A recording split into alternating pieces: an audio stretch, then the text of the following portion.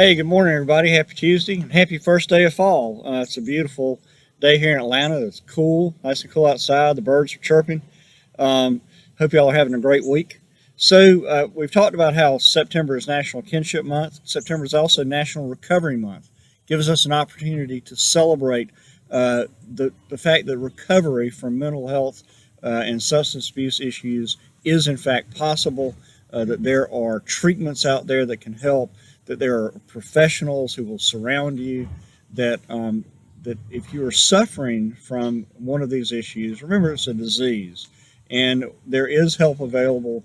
And we really are grateful for not only for those individuals who have uh, taken it upon themselves to get treatment and who are in recovery, but also for the professionals and the family members and the loved ones who surround them and support them and make them feel included and respected um, through the process. It also gives us an opportunity to really celebrate our family treatment courts, which at DFACS are a great tool for our families, our parents who are struggling with substance use issues. They can get treatment through these courts while they work on what they need to do to make their home a safe place for children. And really want to also kind of give special attention, a special shout out today to my friend Judge Phil Spivey. Phil's been on the bench in the Okmulgee circuit for about 20 years now and has been a real leader in the family treatment court movement. And he's retiring after all this time, and we hate to see him go, but certainly wish him the best of luck. Of course, as I said, it's September is also National Kinship Month. I want to highlight our Kinship Navigator programs that help our families who are our kinship caregivers to really figure out what sort of benefits they can obtain for children who they're caring for. We, of course, at DFACS have been having some webinars for kinship caregivers this month. Had a great one last week in which a number of judges from juvenile court and probate court helped our kinship caregivers better understand how to navigate the courts. This week we'll have one on sort of the financial issues. We're calling, I think, couponing and coin counting.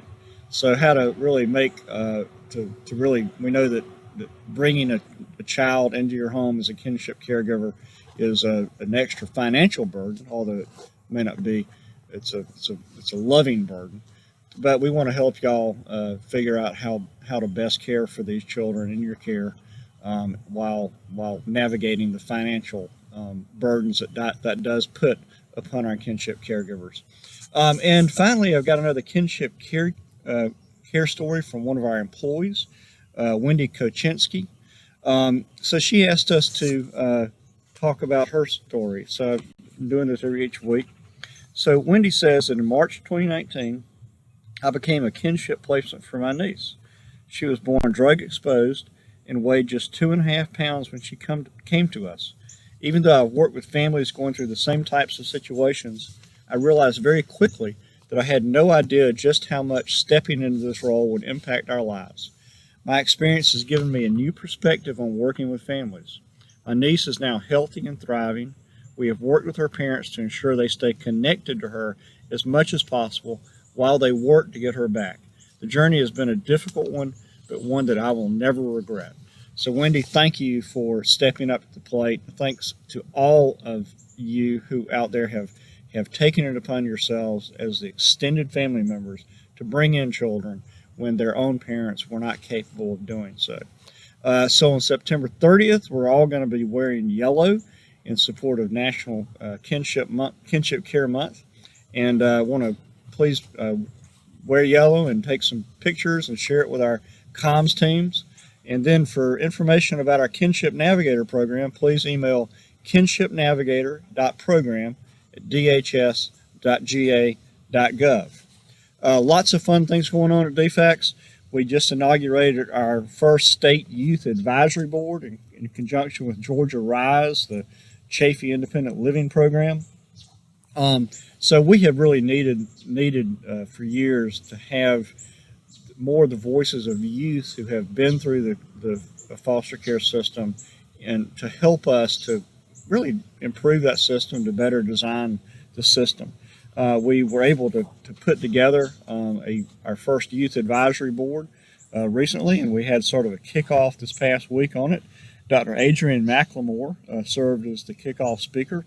He has been really influential in partnering with child welfare agencies and state legislators and community stakeholders to improve the permanency outcomes for older youth.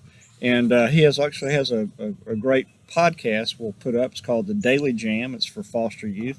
We'll put up the link to it, and I hope you'll take a minute to look at that. In OFI, we continue to really get benefits out the door in a very timely way. The PEBT program, which, as you may recall, is our program to replace the funds that families had to spend when their children should have been getting free and reduced lunch back in the spring when schools were closed. We have really kind of gotten all that money either out the door or about to. What we did was we put a lot of it on SNAP. Let's see, about $128 million for folks who are already receiving SNAP. We did another $66.2 million to about 355,000 non-SNAP families through the online portal. We closed the online portal because we still have about 30% of families who did not claim their benefits. And so we're just going to go ahead and send out EBT cards to those families for the addresses we have on file for them, because we didn't want anybody who was eligible for this federal benefit of $256.50 per child to lose out on that. So that'll be out. We thanks for your patience as we get it out. We should be within about 4 weeks from this coming week. So the deadline is September 30th to get it out the door, and you should have those benefits, if you haven't already received them, within about 4 weeks. Hurricane Sally, as we know, came through and wreaked a great deal of havoc in Georgia as a tropical depression, including my home county of Washington County. There was a lot of flooding, saw a lot of really just unfortunate situations, roads washed out. And so we know that a lot of families across Georgia who receive SNAP benefits may have lost power for a good bit of time. So I want to remind everybody that if your power outage if you experience a power outage of more than 4 hours due to Hurricane Sally, you can receive some replacement food stamp benefits. And what you need to do is to take Form 841 and mail that in along with proof of the outage to your local DFACS office, and we'll be checking the mail and we'll get those benefits out to you if you're entitled to them because you lost power. Our timeliness remains excellent. Still well over 90%. Looking at trying to get everything up to 95% or greater. But really appreciate all our staff for continuing to work through this odd time of the pandemic. It's a time of adversity for many folks. It's a time of economic pain for many folks. It's a time when many folks feel isolated, just not able to go about their daily lives. But there are bright spots, I think.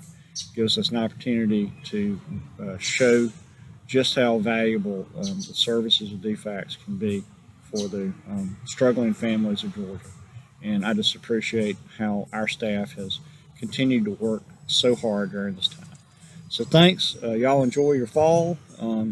Football is back with us, we hope. So y'all have a good day and enjoy your week. Bye.